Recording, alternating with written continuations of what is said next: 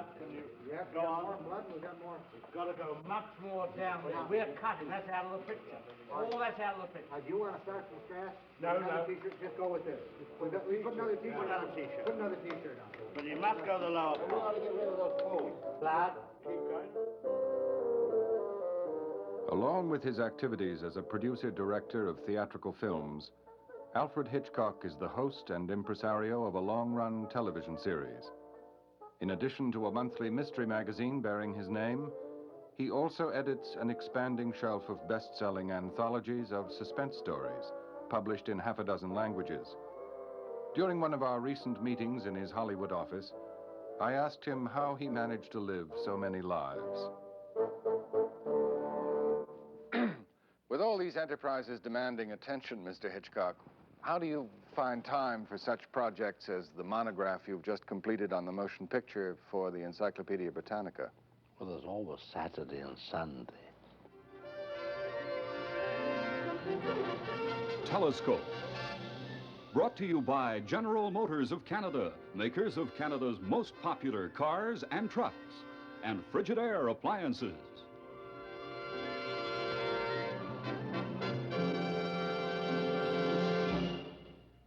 Continuing our talk with Alfred Hitchcock tonight, we're going to find out why such labels as the Merchant of Menace, the Pied Piper of Peril, and the Panjandrum of Panic have been pinned on his conservative lapel. Also, it pleases us to promise you'll be hearing the Hitchcock theory about the theater in the year 3000. A startling revelation from the man whose successful manipulation of evil in the movies would seem to indicate that evil is the root of all money. Mr. Hitchcock, there's been a lot of comment over the years about the social impact of films on audiences, their influence for good or evil. Do you think that films have much real influence, or is it merely a momentary thing? I think in the main it's a momentary thing. I suppose if one stood outside any movie house, most of the faces are either giggling or smiling, even when they come out of a horror picture. You don't see them coming out pondering deeply. I think the immediate reaction to a film is quite different from a later reaction. I'm sure that there are certain things in films which affect fashions. You know, the famous occasion when Clark Gable left a T-shirt off or something, and the sales fell off enormous. It happened one night. That's right, yeah. So you don't really feel that sociologists have much of a foundation for saying that films that record the criminal impulse or television shows that concentrate on crime have a lasting influence on the viewer? I would say it had an influence on sick minds, but not on healthy minds. It reminds me of when I made Psycho. A man was arrested in Los Angeles for murdering 3 women. And he is alleged to have said that he murdered the 3rd woman after seeing Psycho. So I was called by the newspapers for a comment. And my only question was, what film did he see before he murdered the 2nd woman? And perhaps before he murdered the 1st woman, maybe he'd just drunk a glass of milk. Fair enough. And a little boy came up to me once in the street, about a 7-year-old boy, and said, Mr. Hitchcock, in that murder scene in Psycho, what did you use for blood? Chicken blood? I said, no, chocolate sauce. Okay, and he went on his way. Well, see, the operative phrase was, what did you use for blood? He didn't believe it. And yet, even though audiences are increasingly familiar with the machinery of filmmaking, special effects, process photography, and so forth, they're still completely entranced by the finished film. Oh, I'm sure they are. I'm sure they are. Well, you often employ technical stunts in your films that audiences never notice. It's like in Marnie, you know. Marnie is This is the new film. New film, where the girl is a compulsive thief.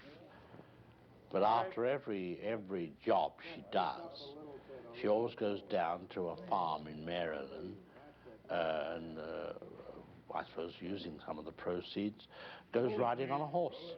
Loved to ride on a horse. In the open air, let her hair blow free, almost as though she were cleansing herself of the crime she's just committed.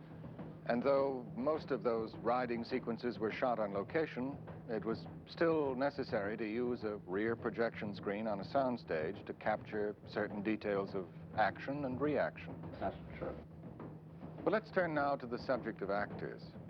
I imagine that you sometimes have problems when you're working with an important star in that he or she mustn't turn out to be the real villain of a story. Audiences don't like that sort of thing. They won't be the villain for their own sake of their own career. And very often, after all, the idol which you put up there must do no wrong. Yes. I was thinking of the ending of Suspicion. Yes, well, that was a complete mistake, you see, to make that story with Cary Grant.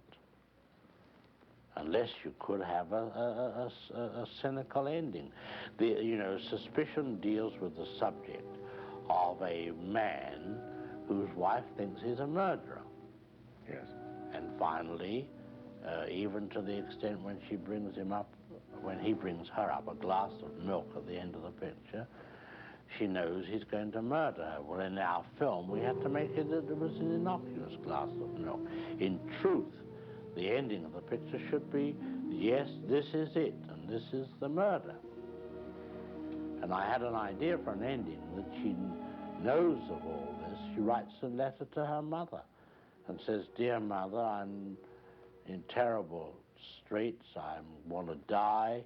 He's going to kill me, but I love him so much I can't live anymore. But I do think society should be protected from him." And she seals the letter and leaves it beside the bed. When he brings up the fatal glass of milk, she said, "Would you mind mailing that for me, dear?" She drinks the milk, literally commits suicide. And you fade out on her death. And you have one shot, a cheerful whistling Cary Grant popping a letter into the mailbox. That's the way I wanted to end the picture. Well, speaking of endings, let's turn now to the subject of the birds, one of your recent pictures with a somewhat controversial ending. Did you intend the birds to be a fantasy? Well, I think most of the films I make are fantasies. They're not slices of life. They're all larger than life. North by Northwest was a nightmare. If I'd had my own way and was not considering the global audience, I would have jumped that man all over America, like a nightmare, from one dreadful experience to another. But I had to smooth it out for audiences. So that was a real fantasy. Sure, The Birds was a fantasy. But it had a tremendous air of reality to it, nevertheless. So do nightmares. What was it that appealed to you in the Daphne du Maurier short story on which the film was based? Oh, I think it was an example of an extremely unusual occurrence. I think the unusual nature of the occurrence appealed to me. And how did you go about casting a writer for the screenplay? I presume you cast writers to work with you as you would cast actors. I remember one writer I had in, I think he was an English writer, who said to me, "Well, I see this film done only in one way. You should never see a bird."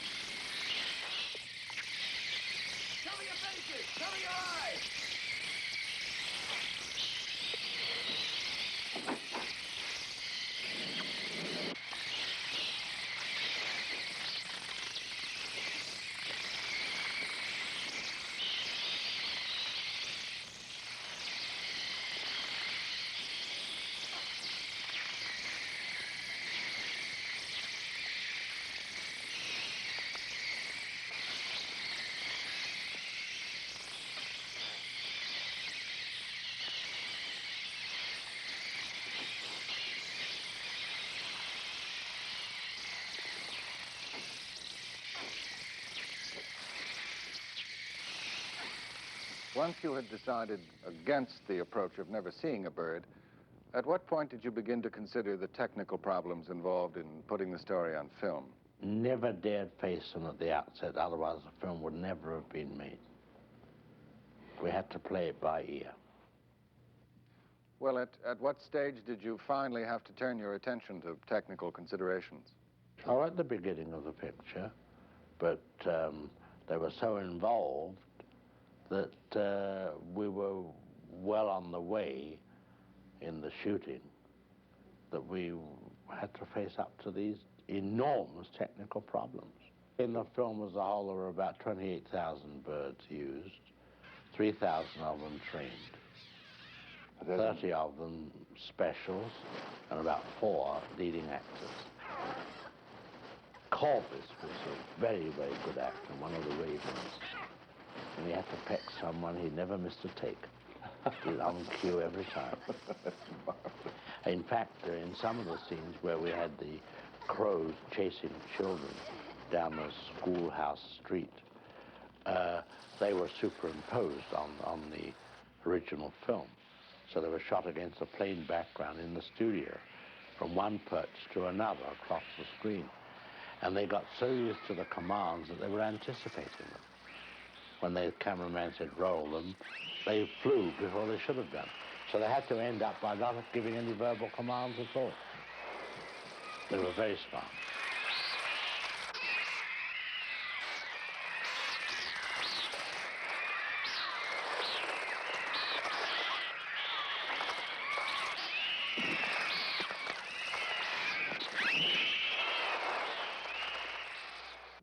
Well, the birds may have been a fantasy, but it had a tremendous air of reality to it, nevertheless. Well, don't you see, a nightmare is very vivid. And I've always taken great care to be accurate in all detail, no matter how fantastic the situation might be. Now, people have said to me, and this is where the accuracy bothers me. People say to me, Mr. Hitchcock, why don't you make more costume pictures? I say for a very simple reason. Nobody in a costume picture ever goes to the toilet. Now that means that it's not possible to get any detail into it, just as much as people say, why don't you make a Western? And my answer is, well, I don't know how much a loaf of bread costs in a Western. I've never seen anybody buying chaps in a Western or being measured or buying a 10-gallon hat. And this is sometimes where the drama comes from for me. A moment of melodrama happening suddenly in a commonplace setting. And that is the most important moment, when the man is buying a hat in the store in Bond Street, when the gun is thrust into his ribs. You see, it's the juxtaposition of the norm of the accurate average against the fantasy. And it is fantasy. The ordinary and the extraordinary. Yes, of course. Side by each. Well, that's the point. That's what makes the thing interesting. But tell us, Mr. Hitchcock, how do you envision the theater of the future? I see the possibility, maybe in the year 3000 or something, that people go to be entertained, if entertainment is still needed then, and they go into a big darkened auditorium, and they are mass hypnotized. And instead of identifying themselves with somebody on the screen, they are that person. And when they buy their ticket, they choose which character they want to be. And under hypnotism, mass hypnotism, they go through the story, and it's injected into them by some kind of telepathy, and they suffer the agonies and so forth, or enjoy the romance with a woman or something, and then the lights go up and it's all over. would be... Maybe it's Hitchcock's new conception of how to dispense with actors. Or because what have I said once on one occasion? Walt Disney has the right answer where actors are concerned. If he doesn't like them, he tears them up. Well, supposing mass hypnotism did come as a logical or illogical progression in entertainment, would you be interested in it as a director? Yes, you'd have to have a director. You'd have to have a writer, because you'd have to write the story. The director would, I suppose, be the hypnotist, because it would be his manner of directing the minds of these somnolent people into the right direction and approach. The whole idea is very ephemeral and very hard to...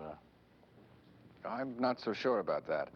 I have a very strong feeling that that's the kind of thing you're doing today. I suppose it is, in a way. Yes, it is. Now, about television. What was your reason for becoming involved in television in 1955?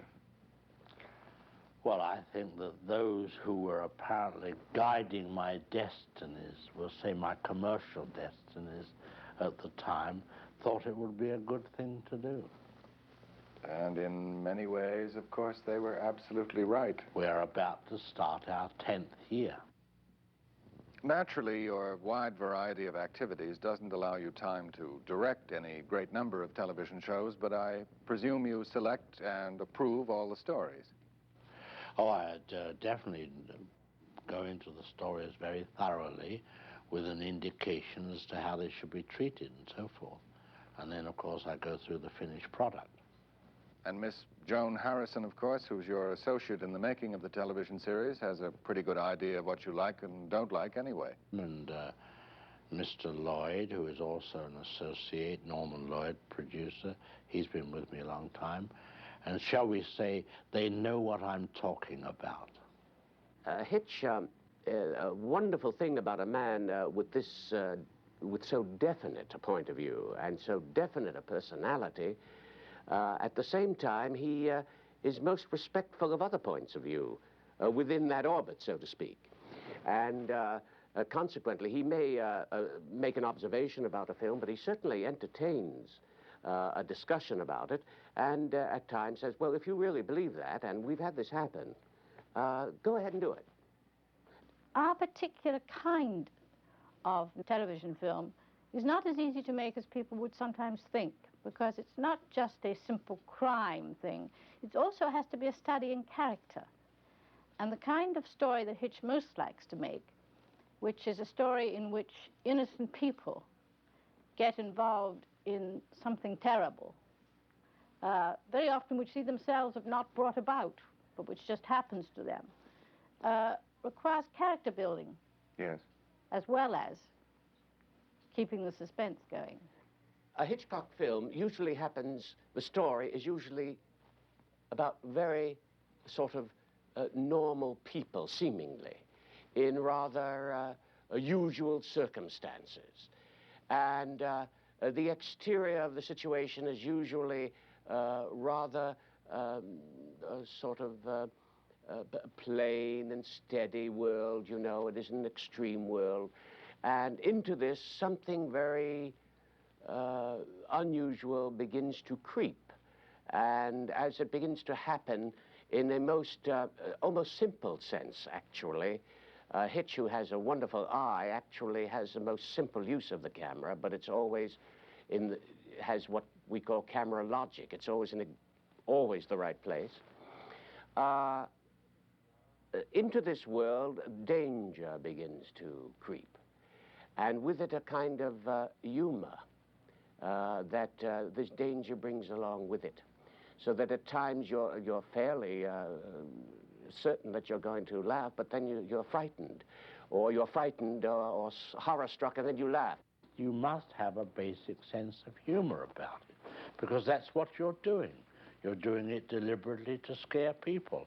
And after all, there's no difference between my making Psycho to scare people, with tongue-in-cheek, shall we say, than a mother who says, boo to scare her 3-month-old baby.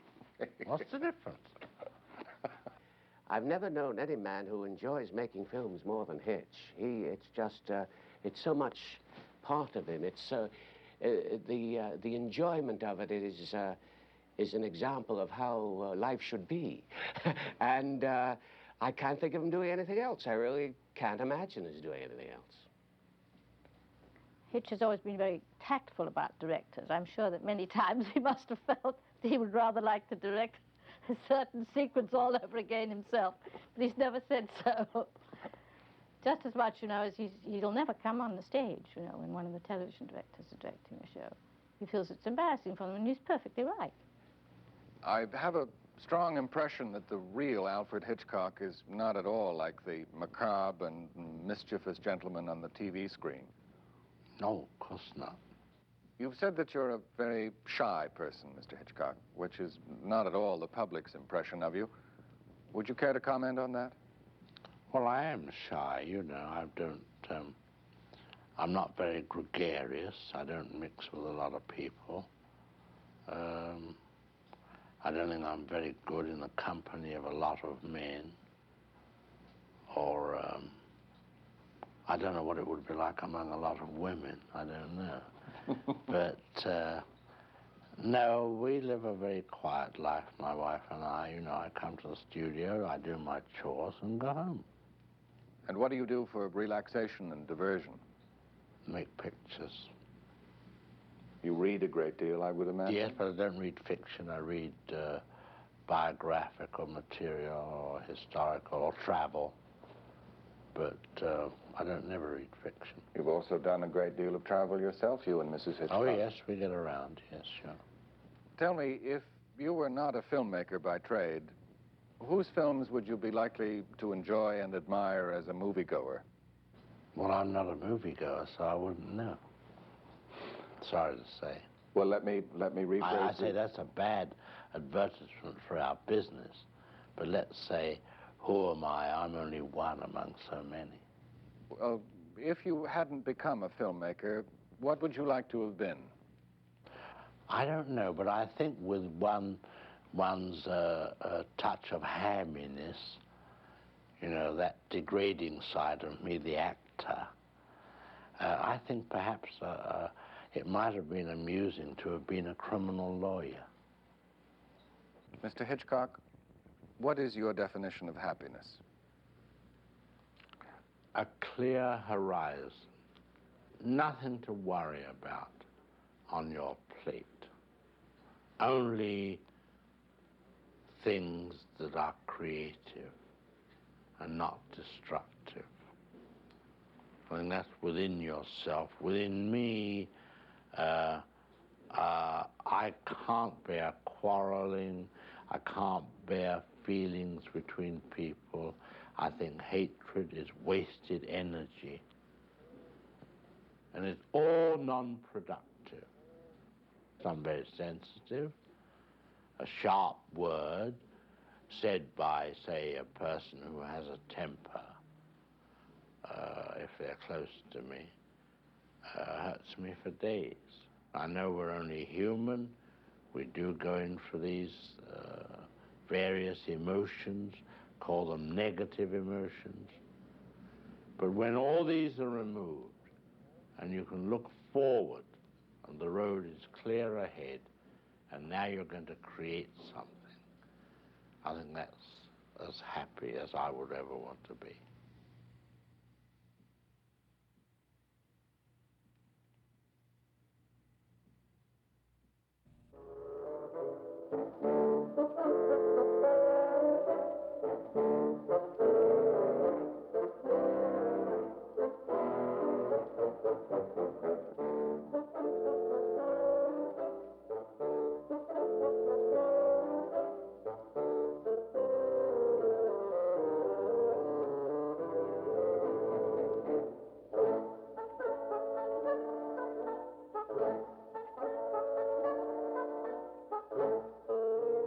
Telescope